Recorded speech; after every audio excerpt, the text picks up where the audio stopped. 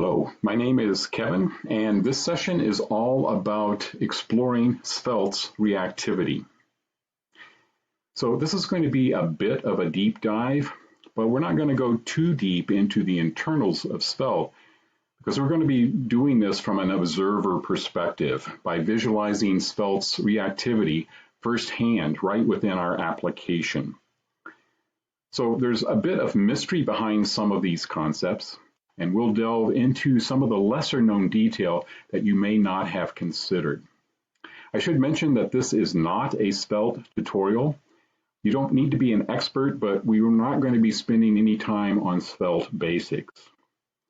So the hope is that we will come away with more insight and be better informed on how to use this awesome product. I think there's something for everyone in this session, whether you're new to Svelte or an experienced Svelte user. So let's take a quick look at the resource links that are listed. You might have noticed that they're here highlighted in yellow on the lower left of the screen. I've also placed this on the demo screen in the upper right in case you missed it. It's basically a bit.ly link, so it's bit.ly/r-svelte for reactive Svelte. This is a link into my web page. If you click on the button or scroll down, you go into the presentation syllabus, and there's also a list of the resources that we'll use throughout the presentation. The first one is there's a copy of the slides. You can follow along if you so desire. The most important link is the second highlighted link, the demo link. This is a REPL that we're going to be using throughout our presentation. I've listed an article here. I've written an article by the same name, and in some cases it goes into a little more detail on what the presentation does. So you're welcome to look at that at your own leisure. And there's also a second REPL entitled Reactive Triggers, and we'll be using that midstream within the presentation just briefly. And lastly, there's a link to Rich Harris's Rethinking Reactivity presentation. So let's go ahead and get started. I'm going to jump right into some code. This is a GreetUser component, and basically it's a component that is going to display the characteristics of the currently logged in user.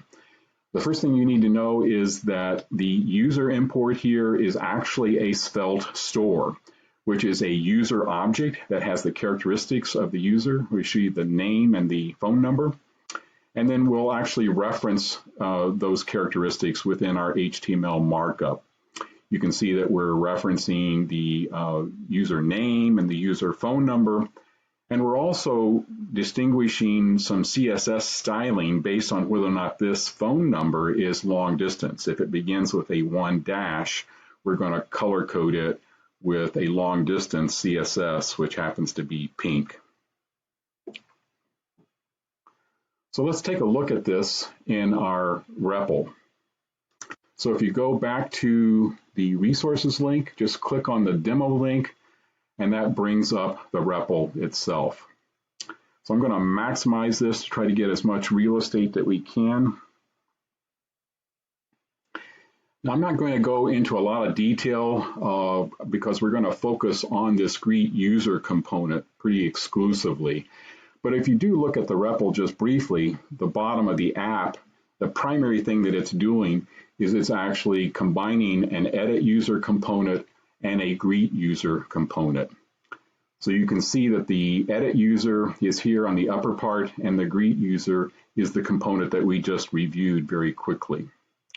So we can actually run this. If we change characteristics of our user, I'll change it to Jenny O. Let's add an extension to her phone number. And if I apply change, you'll see that that's immediately reflected in the GreetUser component, as you would expect. And then also, if we change the phone number to have a 1- in it, it'll be considered a long distance number. And so applying that, we'll apply the CSS styling change that we saw earlier. So as a trivia point, the phone number and the name that are used in the demo are actually very famous. It actually may have been before your time, so I would suggest that you Google it and see what you can find. So what could be simpler? We're going to be using different variations as this component throughout our presentation. So as a sidebar, I'll be using the term snippet quite frequently in this presentation. A snippet is any JavaScript expression that Svelte reactively manages and invokes when its dependent state changes. So there are two forms. There's a code snippet that is found in the script tag, and that's demarked with the $sign label. And Svelte refers to this as reactive statements. And there's also an HTML snippet that's found in the HTML markup, delineated with curly braces. And Svelte refers to this as interpolation. So code snippets are typically lightweight in that they result in changes to JavaScript state variables, while HTML snippets are typically more heavyweight because they result in changes to the HTML DOM.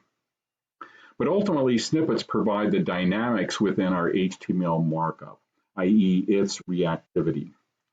So I'm using these terms to have a concise distinction between these two use cases, code snippets and HTML snippets. So I'm a brand new Svelte user, and like many of you, I think Svelte is so cool. It all began in 1969 when man first set foot on the moon. Well, I guess that's not exactly true. This is actually my tribute to Rich Harris's presentation entitled Rethinking Reactivity. If you haven't seen it, it's a must watch. And you'll see the correlation to the moon landing in the first 30 seconds of the presentation. Well, needless to say, I began my career 6 years later and 20 plus years before there was a usable internet. And so I'm probably the old guy in the room. But I remember when Netscape was introduced with this new JavaScript language in the mid-90s. I was all in. And subsequently, I worked on a number of projects that promoted reactivity within our application without any frameworks, i.e. pure JavaScript. And believe me, that requires a lot of code and some good architecture to ensure that code is maintainable. So I actually skipped right over the jQuery phenomena, which is an amazing library in its own right into these new declarative component-based frameworks. So coming from my background, I'm never ceased to be amazed at how much you can do with so little code. So Svelte is merely, I think, taking the next progression or going to the next level in that it provides all the benefits of these declarative component approaches without the bloated in-memory runtime framework. So why is Svelte so cool? Well, primarily, I think it is its unique approach to reactivity. Other declarative frameworks are focused around component re-renders, and your app must trigger reactivity, for example, the setState function in React. In Svelte, even though it is component-based, reactivity is somewhat independent of the component. Reactivity is triggered rather magically at any time. In other words, reactivity is simply baked right into the application. I think this is accomplished by what the Svelte compiler is doing for us. It actually does the following things. It isolates the JavaScript snippets that provide our dynamics, and it determines their dependencies of each one of those snippets. It monitors those dependencies for staleness, and it re-executes these snippets whenever the dependency is stale. Ultimately, this has the effect of updating our DOM fragments.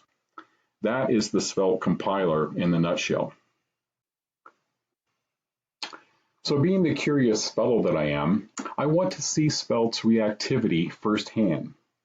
Well, you might be saying, of course, you can see the reactive results of your production app through the state that it's visualizing. But that's not what I'm talking about. I want to definitively determine when Svelte triggers the execution of my snippets. In other words, I want to see Svelte's reactivity in action.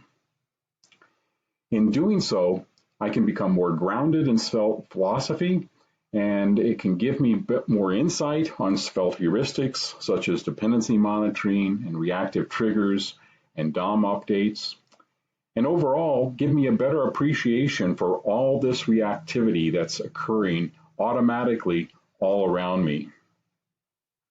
And we may just discover some detail that we hadn't considered.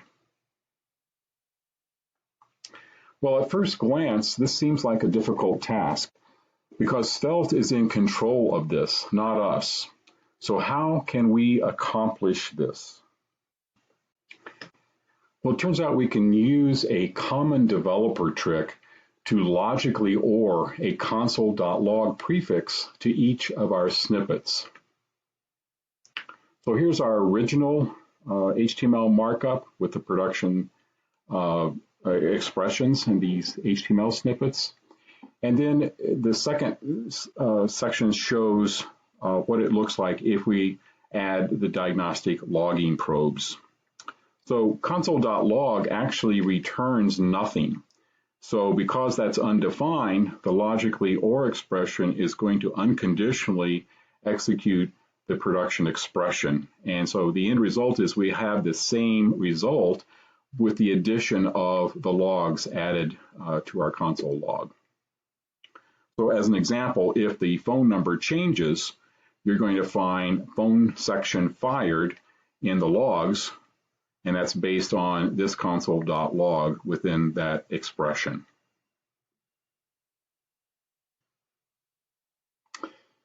So let's add diagnostic logs to our GreetUser component. So you can see here that I've set up a series of probes, which are just functions, just to kind of make it a little more concise in the actual logical OR expression.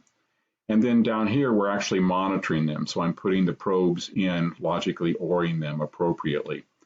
So it's important to use a unique text within the logs so you can correlate which text is associated to which probe.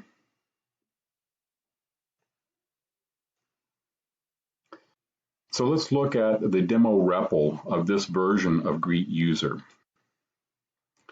So the REPL actually allows you to select different versions of the GreetUser. You can do that right here. So I'm going to select the version with reflexive diagnostic logs. And so I'm going to bring up the console log so you can see it. And so now if we make changes to our user, we're going to see that actually fired down here in the logs. So you can see the name section was fired and the phone section was fired. So that's pretty cool. And we can also change the long distance characteristic, and you can see the appropriate firing that occurred.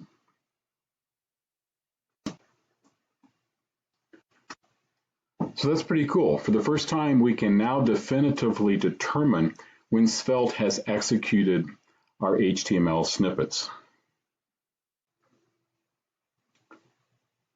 Well, logs are great, but depending on how many probes we have, it may be tedious to correlate them to our snippets. It'd be nice if there was a way that we could actually see Svelte's reactivity right in our application.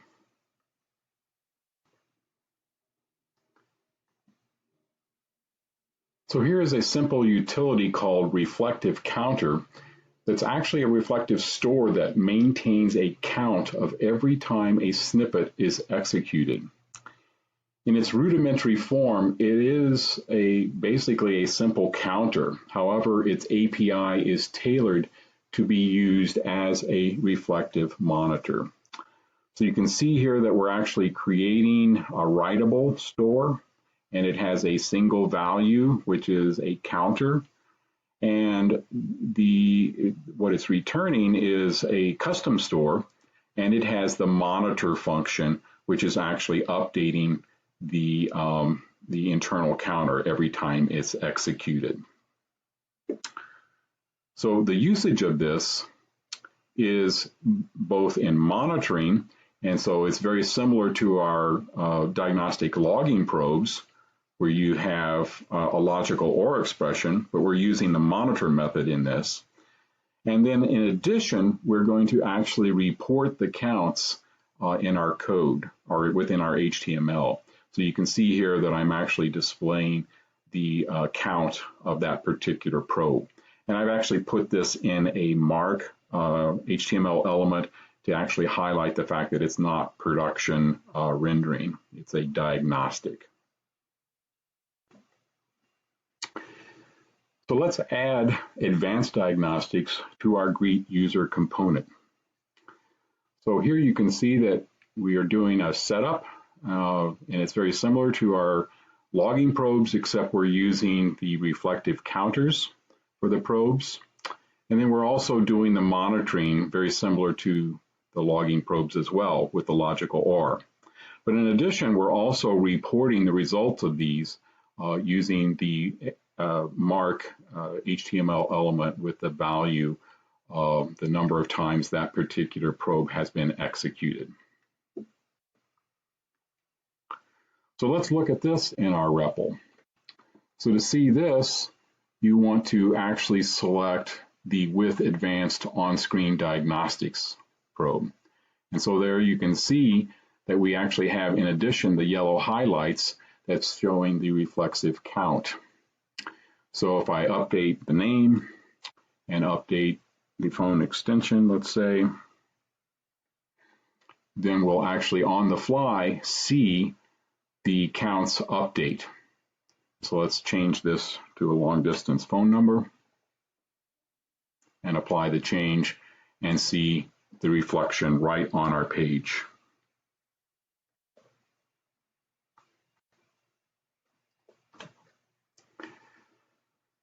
So this is great. Our component's reactivity is now visible directly on our page. So I don't know if you have noticed it or not, but there's actually some unexpected results from these probes. And that is that HTML snippets are re-executed even when their state did not change. Ouch. So you can see this by, let's go back to our REPL. You can see this by just changing one value. I'm just going to change the name and apply change and see that all of the snippets re-executed. In fact, you can even just click on apply change by itself and all the snippets are re-executed. Now, as a sidebar, I realize that I can optimize the user store to prevent this last scenario, but for the purposes of this discussion, it better highlights the points that we are driving at. So this is really an unexpected hit. What is going on? The answer has to do with Svelte's dependency monitoring. As it turns out, there's a big difference in how Svelte monitors objects versus primitives. Objects trigger reactivity per the entire object, not the individual content. In other words, the staleness granularity is the object itself. And this is what we were seeing in our demo. On the other hand, primitives trigger reactivity only when the value changes based on identity semantics. So I have a second REPL that demonstrates this. Let's look at it now. So back on your resources link,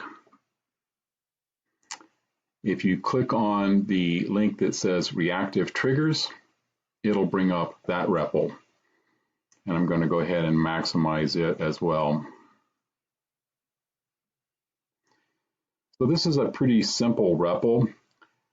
It basically has two state variables. One is a primitive called prim, and one is an object called myObject that contains a couple of primitives within the object itself. So the REPL, if you look at it, is implemented in such a way that the button label is actually the expression that is executed. So it's pretty obvious what you're doing by clicking the button.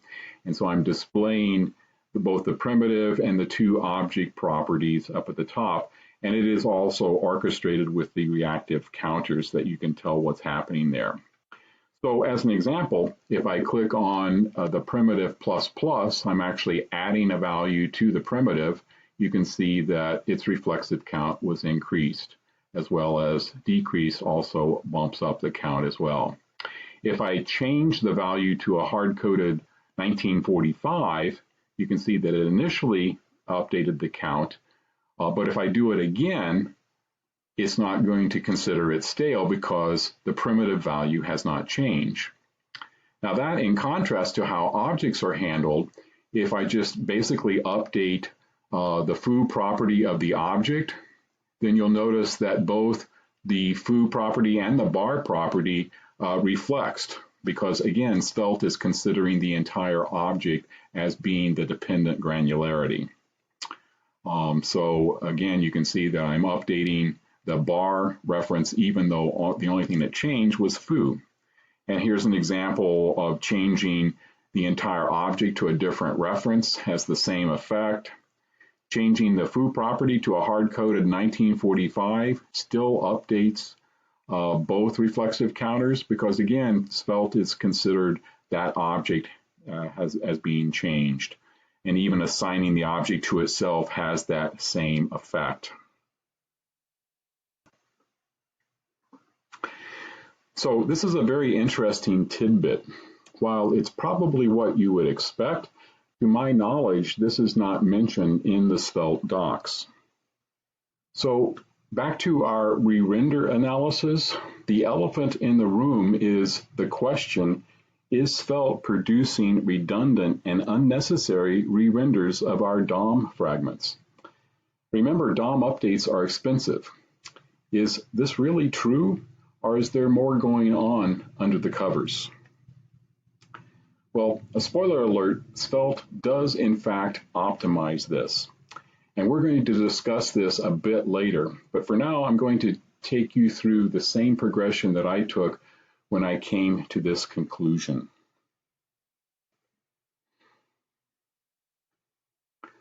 So it turns out there are app-specific techniques by which we can tweak the reactivity.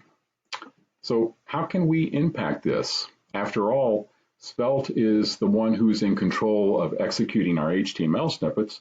How can we alter this? So the basic thrust of what we're about to do is to move reflexivity from HTML snippets to code snippets. Remember that code snippets have less overhead because we're merely changing the JavaScript state variables. We can take that in combination with what we learned about staleness monitoring and do something with that. Well, the first one is applying a finer grained dependency management. Remember our discussion of dependency management and that primitive types also include identity semantics? What if we normalized our reference state into primitive types? So here is our GreetUser component that is dereferencing the user objects within the HTML snippets. And here is the after we have normalized it into primitive types. So you can see that we've moved into the code snippet a reactive statement that basically is denormalizing the user into primitive types, name and phone number. And then we're referencing those primitive types directly in our HTML snippet. So let's look at this in our REPL.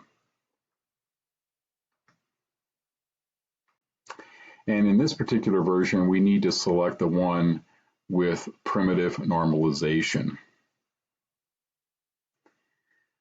So now if we change just one of the values, Jenny, the name itself, then you can see that only the name reflects. And if we changed the phone number, only the phone number will reflect. And if we apply change without any changes, then no reflection is occurring. You may also notice that the CSS snippet also executes whenever the phone number changes, even though the long distance distinction hasn't changed. So that's going to be the topic for our next discussion.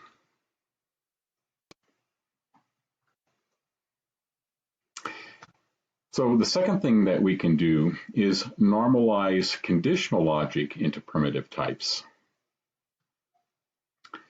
So here is our code that contains conditional logic in our HTML snippets. And here is the after version where we have normalized this, resolving the CSS class name within a primitive string. So we've moved up here to a primitive classes string that's actually referenced within our HTML snippet. So let's look at this in our REPL. So this is the last version of our GreetUser that is entitled With Variations in Code.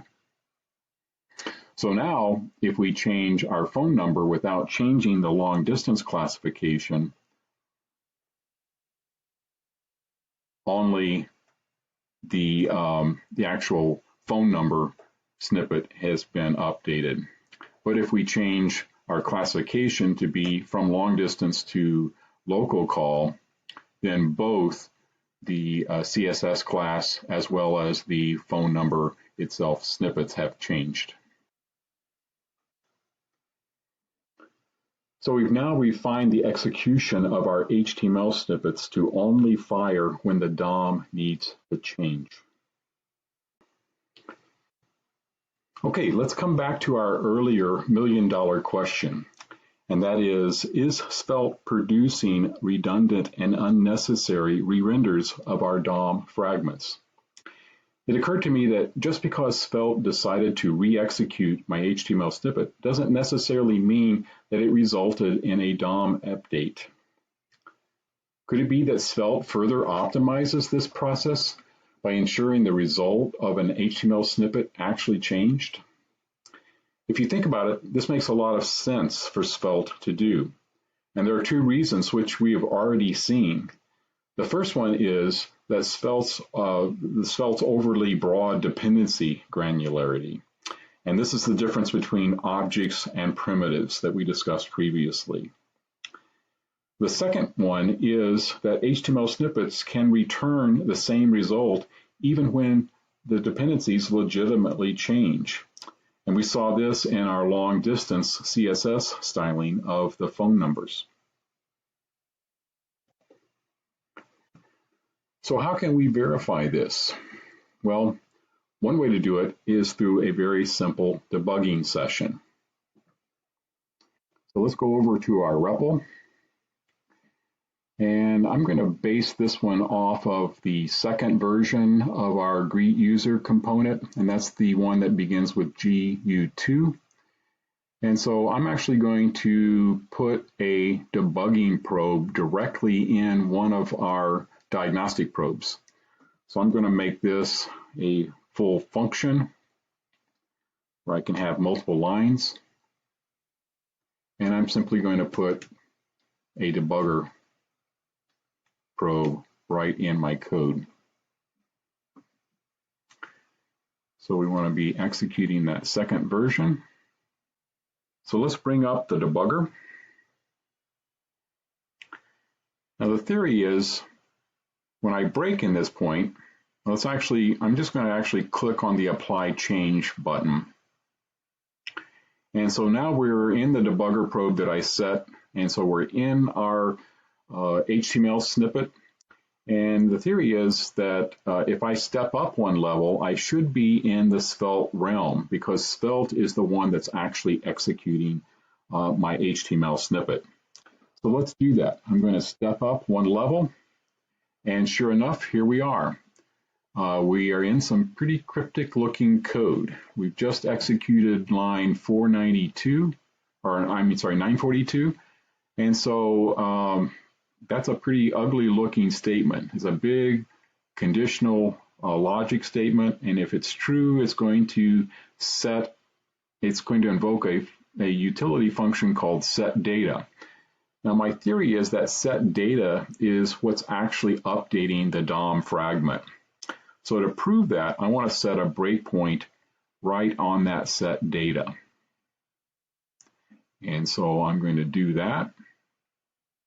And now I'm just going to continue to run.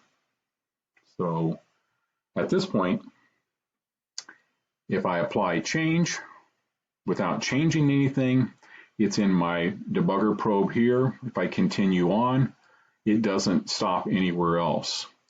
But if I actually change the name and apply change, here's my debugging probe, and if I continue, sure enough, it has actually stopped. It's getting ready to execute this setData function.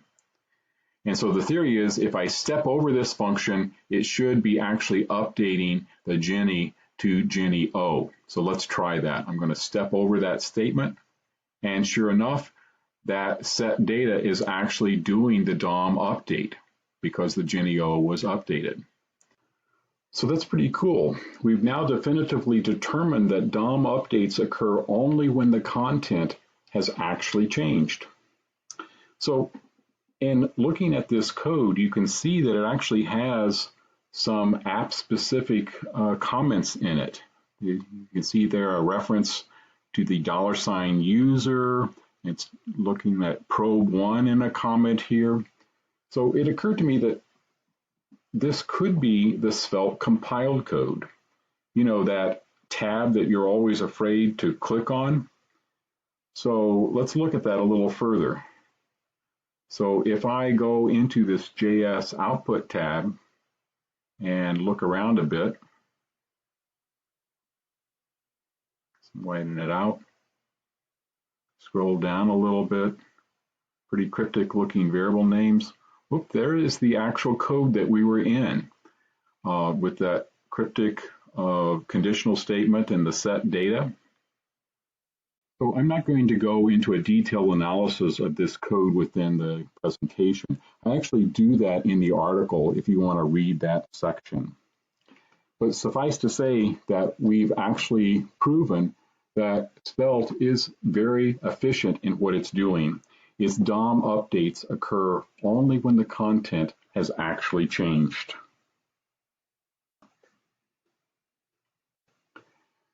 So knowing what we know now, is it really necessary for an app to apply the optimizations that we went through earlier? Well, to be honest, most likely those techniques will not significantly impact your app's performance. In some cases, we're just moving an optimization that Svelte was already doing into the application realm. However, there are cases where our newfound knowledge can be useful. Consider this. What if the discrepancy count between reflection and re-render were large, where we were needlessly re-executing an HTML snippet many times with the same output? Or what if the overhead of executing this HTML snippet were extremely high? And what if the same HTML snippet were needed in multiple places in our HTML? Well, the bottom line is we have a better understanding of the finer characteristics of Svelte's reactivity. So knowing these details can give you an advantage when you hit those edge cases. So here is an extra credit exercise. In its current form, the reflective counter is providing us a reflexive count, the HTML snippet execution count. Can you think of a way to enhance this to provide both reflexive counts and re-render counts, that is, of the DOM updates? Well, here's a really big hint. Our invocation is going to change from a prefixed logical OR expression to a function that actually is passed the production expression as a parameter. So if you think about it, the monitor now has access to the actual production expression. And so it can actually execute that expression and compare it to the previous cached value that was returned from that expression. And then it can actually maintain two counters, one for the reflexive count and one for the re-render count. So I won't go through the complete solution. I'll leave that up to you. But there is actually a hidden Easter egg within our REPL that reveals the solution. So let's take a quick peek at that. Within our original REPL, you'll see at the very top a allusion-say. Allusion-say is basically the solution in Pig Latin. So if you click on that particular link, it'll bring up another REPL that is the extra credit solution. And there you can actually find the enhanced reflexive counter utility. But if we just look at it from a usage perspective, we can go through all the same characteristics.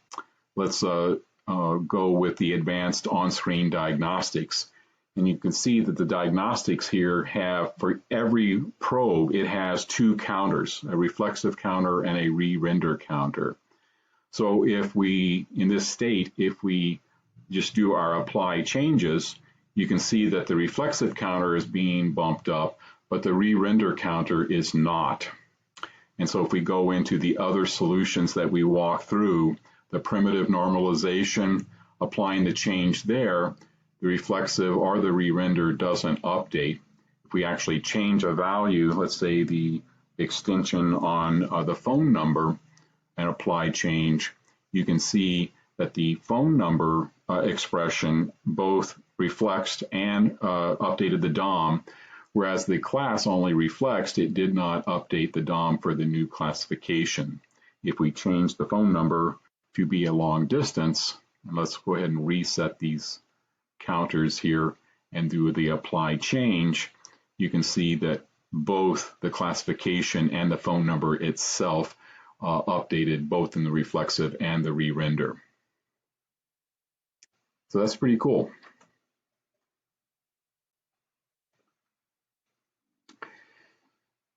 So what have we learned?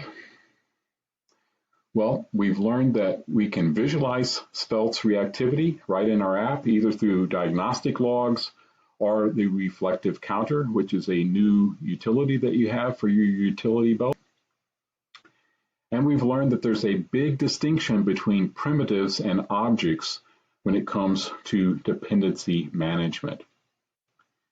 We've also learned that Svelte's reflexivity is very efficient in that its DOM updates occur only when the content has actually changed. And that we have learned that your app can fine-tune reactivity as needed. Well, that's about all I have. I hope you enjoyed this little journey and learned something as well. If you have questions or comments, you can reach out to me to the following email, and my Twitter account is also open to direct messages. So thanks for watching, and enjoy the rest of the upcoming sessions.